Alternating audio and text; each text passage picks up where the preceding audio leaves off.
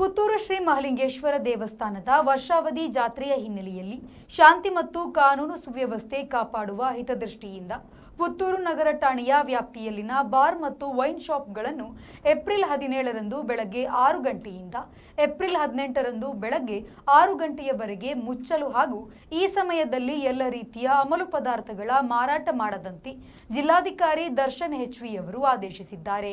ಬಲ್ನಾಡು ಶ್ರೀ ದಂಡನಾಯಕ ಉಳ್ಳಾಲ್ತಿ ದೈವಗಳ ಭಂಡಾರದ ಆಗಮನದ ದಿನ ಮತ್ತು ಬ್ರಹ್ಮರಥೋತ್ಸವ ನಡೆಯಲಿರುವುದರಿಂದ ಪುತ್ತೂರು ನಗರ ವ್ಯಾಪ್ತಿಯಲ್ಲಿ ಸಂಜೆ 4 ಗಂಟೆಯ ನಂತರ ಸಂಚಾರ ಮಾರ್ಗ ಬದಲಾವಣೆಯನ್ನ ಮಾಡಿ ಕೂಡ ಜಿಲ್ಲಾಧಿಕಾರಿ ದರ್ಶನ್ ಹೆಚ್ವಿ ಅವರು ಆದೇಶಿಸಿದ್ದಾರೆ.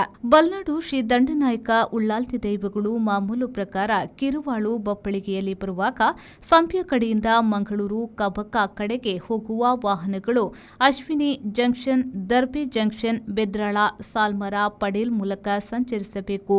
ಮಂಗಳೂರು ವಿಟ್ಲ ಕಬಕ ಕಡೆಯಿಂದ ಬರುವ ವಾಹನಗಳು Linet junction, Bulavaru junction, Padel, Kotecha hall cross, Salmara, APMC, Darbe, Ashwini junction ಮೂಲಕ ಸಂಚರಿಸಬೇಕು. ಅನೀಶ್, ವಿ4 ನ್ಯೂಸ್, ಪುತ್ತೂರು.